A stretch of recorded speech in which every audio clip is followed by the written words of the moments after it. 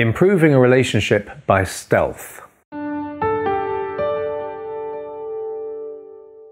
So, on with our story. I suggested to Mick we needed to prove that Louise really was the main cause of his rapidly shriveling self-esteem. He agreed, then resolved to begin actively saying complimentary things to her over the coming week, to focus on her strengths, regardless of how she was to him. It was going to be tough, but he'd do it. The next week he said, "You know, it was strange, Mark. I said nice things to her. I encouraged her and focused on her strengths. And you know what? She still put me down. She still criticized, even laughed at me. But it was like she was going through the motions through sheer force of habit. She seemed more upset somehow, more sad, like she wanted to be nice but didn't know how to. So I suggested that she wouldn't change overnight. But this may be the pattern of self-esteem bashing loosening, changing. And as it turned out, over the coming weeks, she began to soften and they started to grow closer again.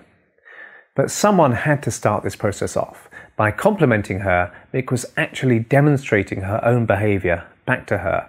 Not by pointing it out to her, she would have just argued, but by letting her unavoidably see how different she was behaving toward him than he was toward her. I know it's much easier to blame than to stand back and look at the part that you're playing. And after all, maybe you really don't have much of a part in all this. Perhaps your partner is naturally controlling or manipulative and seeks to build themselves up by putting you down. I don't know. That's possible. But it's always worth examining the way you've been relating to your partner as well as the other way around. So let's go back to that. Does your partner possibly have a vested emotional interest in making you feel bad about yourself?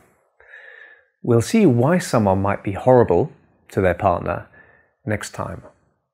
Until then, to your relationship bliss. If you'd like more self-esteem tips like this in your email, you can subscribe at unk.com relationship tips, and I also publish tips videos regularly, which you can see by subscribing to the Uncommon Knowledge YouTube channel.